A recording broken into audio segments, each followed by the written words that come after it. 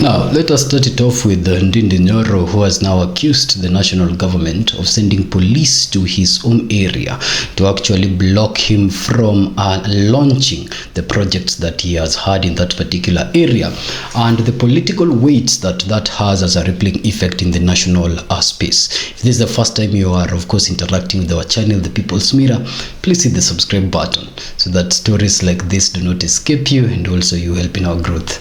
We're somewhere around 4,228, and so if you hit those buttons, then perhaps by the end of the day we'll have hit the 4,300 subscriber mark. Now, without further ado, let's go back to Ndindi Nyoro's constituency, who has now said that police officers were actually sent to stop him from launching his constituency projects.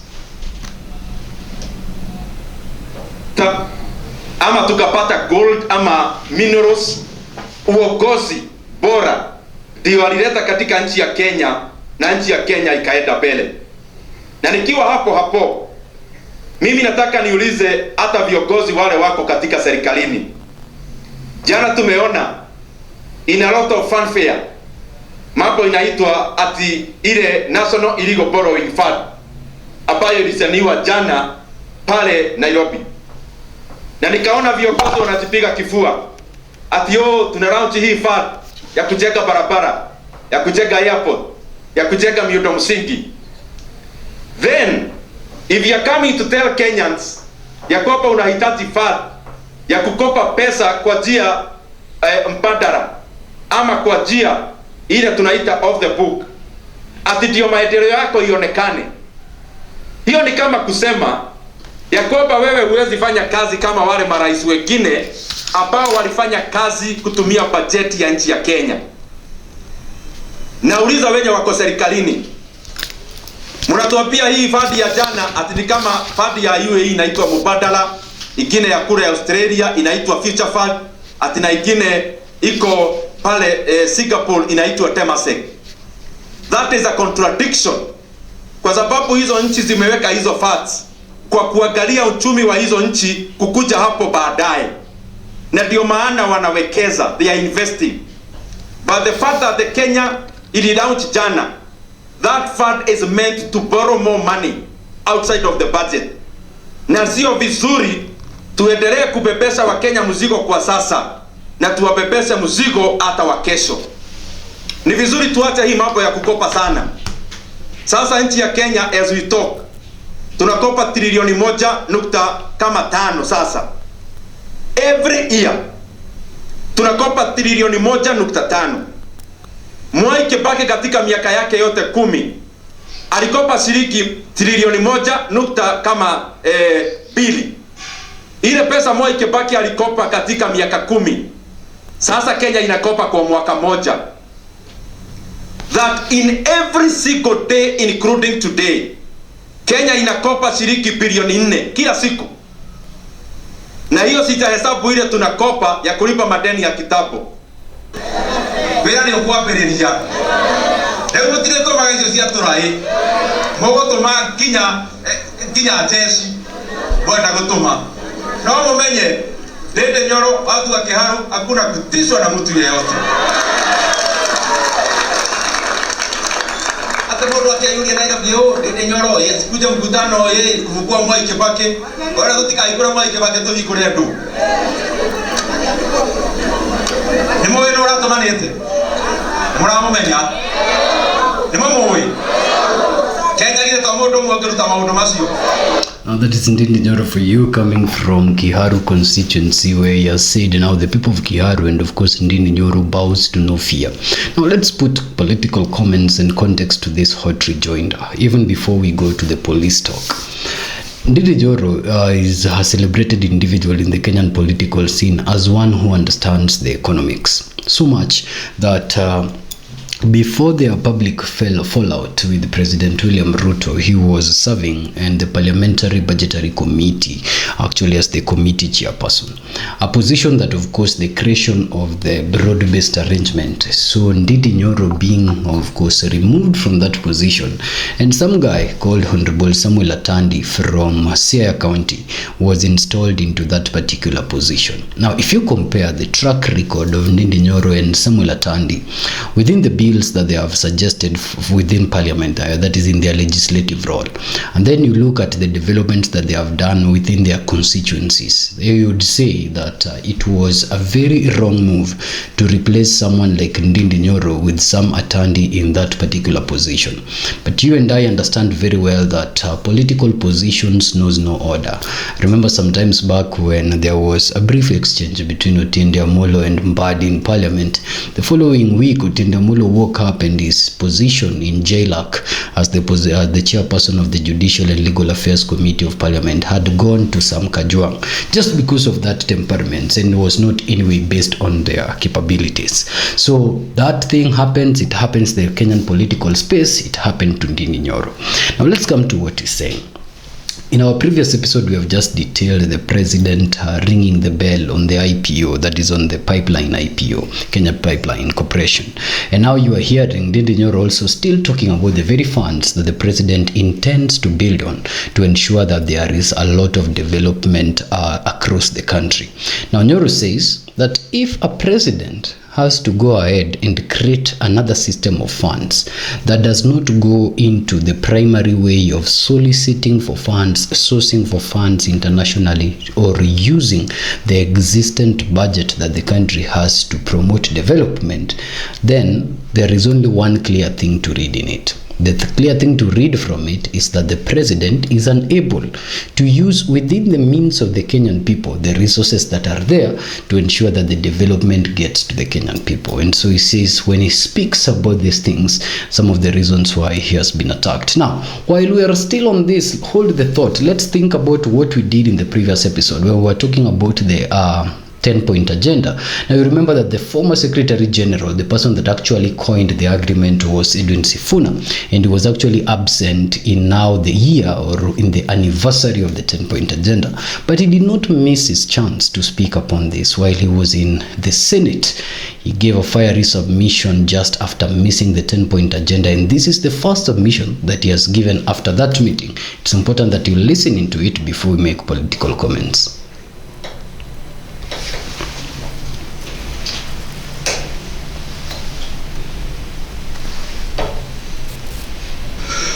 Senator for Nairobi City County, you may proceed.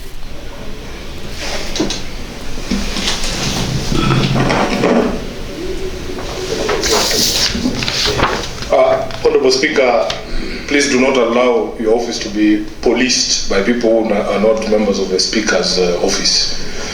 Mr. Speaker, I rise pursuant to Standing Order 52.1 to make a statement on a matter of national concern, namely the roles, welfare, working conditions and functionality of deputy governors across the country. Mr. Speaker, the office of deputy governor is established under Article 179.5 of the Constitution of Kenya, which provides that each county...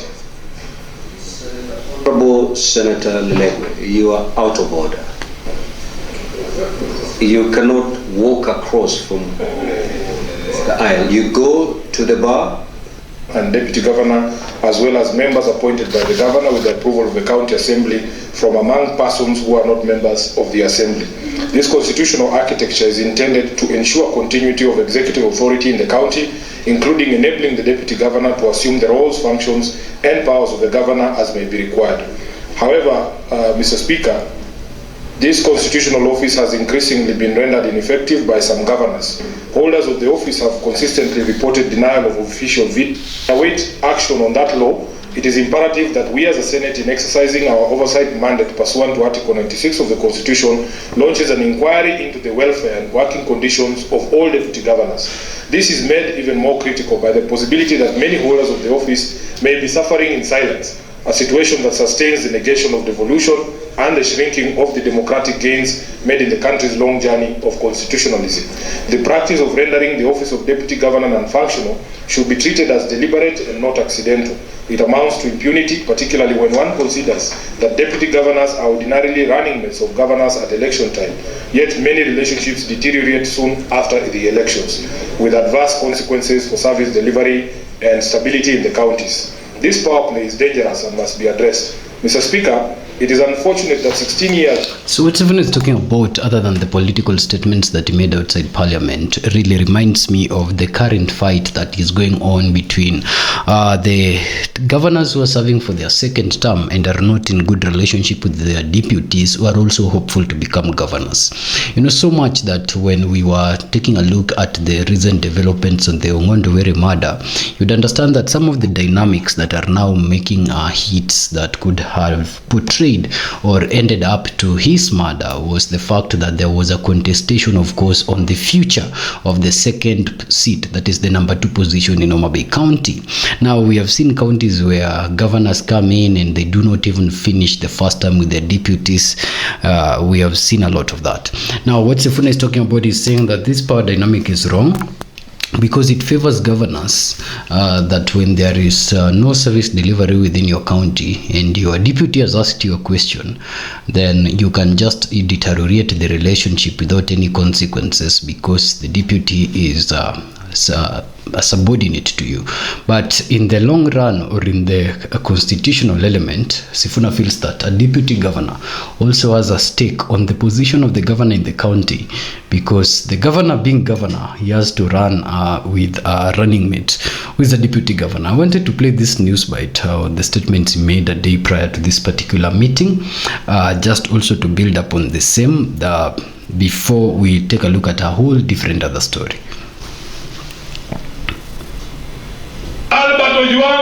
Kutoka Homa Bay wakamnyonga kama kuku ndani ya sel pale Nairobi.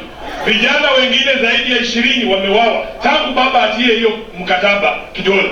Sasa hawa kina Bob Njagi wako hapa. Mmeona mkataba ilisema hakutakuwa na abductions Kenya hii. Walifanyiwa hii abduction, wamechukuliwa mpelekwa mpaka Uganda kwa sababu ya kusimama imara kama vijana na kusema tunakataa uongozi wa kidikteta.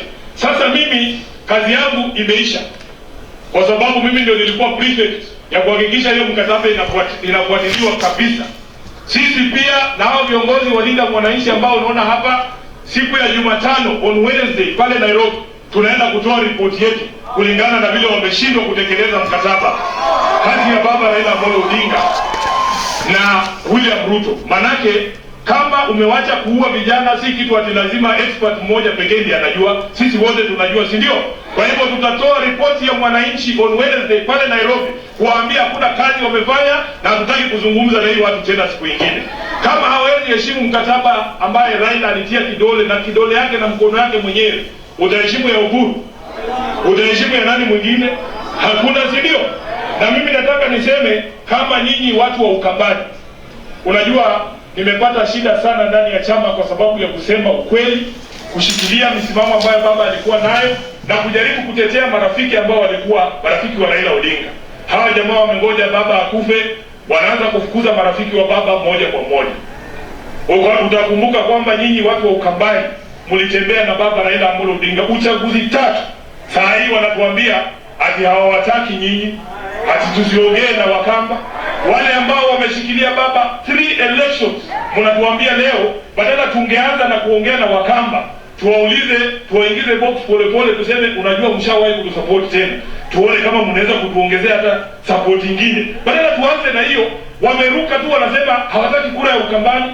Inawezekana aje? So sisi ambao tulikuwa marafiki wenu wa kweli na tumekumbuka ile safari mlitembea na sisi, kwa sababu mimi bado ni SG, wacha niseme asanteni kwa watu wa Ukambani kwa kumshikilia baba Raila Amolo Odinga. Wale wengi ndani ya ODM hawajasahau sacrifice ambayo umefanya kama Ukambani kumshikilia baba. Usisikize wale wachache ambao wamepewa pesa kule na Kasongo wanasema hawawahitaji nyinyi. Kwa niaba ya chama kizima cha ODM nataka kusema asanteni na Mungu azidi kuwabariki. Wamekoja baba akufe, wanasema Uhuru Kenyatta ni mbaya. Wanataka kufurusha marafiki wa baba. Uhuru Kenyatta Ile pesa alitoa kwa sababu ya kampeni. Tulikuwa tunakuja hapa Makueni na machopa kama 10, simuliziona. Hiyo ilikuwa pesa ya Uhuru. Sasa jamaa wamegundua kuna ubaya ya pesa ya Uhuru. Siku ile alikuwa anachukua haikuwa mbaya. Sasa hivi amegundua hiyo pesa ni mbaya. So tunataka kuwaambia waache unafiki. Wamengoja baba akufe ndio wafukuze ama wajaribu kufukuza katibu wake. Mimi saa hii hata wakinifukuza nitabaki katibu mkuu wa Raila na katibu mkuu wa wananchi. Raila hatawahi pata katibu mwingine. Aliwacha katibu akiwa nani? Now that's the position of Edwin. He's saying that of course there won't be any other katibu or chama for the Raila Amolo Odinga party that Raila left other than Edwin Sifuna. While he was making that speech, I was just taking a look at the post that he made this morning about the 10-point agenda. That's at around 9 a.m. and he was saying it's now playing on our screens that Baba, they have woken up today to mock your legacy while swearing in your name. You do not have to be an English professor to understand what Baba wanted. It's there in black and white, progress reports to him every 2 months, and a final report to the public last Saturday. Now they are putting words in a dead man's mouth. Give us signal, Jacom. And the part of the 10-point agenda that he is actually slicing out is written: the committee will commence its work immediately and will submit progress reports to the principals every 2 months, and to a joint Kenya Kwanza parliamentary group on a quarterly basis. The parliamentary group will hold its first sitting on August 18th, 2025. A final comprehensive report is detailing the status of the MOU's implementation will be released to the public on March 7th, 2026, marking the 1-year anniversary of its signing. Now you see, with this particular information of the 1-year anniversary, the position of the deputy, who is Agnes Zani, the person who has been chairing this entire committee, is different. For Agnes Zani, she felt like the last day for the MOU committee report would have been March 7th, but that was just for the MOU report. And so Ms. Zani was trying to create an illusion that there are other reports that might be necessary to submit other than the main report post 7th that gives the MOU a lifeline beyond 7th. Of course, other explanations we made in the previous episodes where sahi sasa wana explain hapana, 10-point agenda was not the main thing. 10-point agenda just came in to give authority to broad-based arrangement, and so broad-based arrangement was there before 10-point agenda. And even if 10-point agenda ends by the 7th of March, let's have broad-based arrangement going on. Then other explanations also come in, say no, hapana, actually what we are essentially saying is that the 10-point agenda and the broad-based arrangement are things that cannot end. So you cannot put a date to them like 7th March. Raila perhaps was not in his right mind while he said 7th March. You have to implement them moving into the future. All these statements are being made while the wording is clear. So let us know what you think in the comment section with this new arrangement. Is Sifuna speaking because he's bitter? He's been left outside the cold, in the cold? Or is he speaking the voice of the 10-point agenda that when the 10-point agenda was already put in writing by Raila Amolo Odinga, then that ought to have been the final statement. Thank you so much, ladies and gentlemen, for keeping in the people's mirror in this episode. Let us know what you think in the comment section from those particular utterances of the Secretary General, who is being contested as the Secretary General of the ODM party. Keeping it here at our studios, the People's Mirror, for our subsequent story that will detail for you Babu Owino's bombshell statement today in court. Of course, by the time we're recording this episode, so this evening in court, that's at around 4:26 on the 10th of March. So the episode might be coming out at night or by the early morning. The next episode on Babu.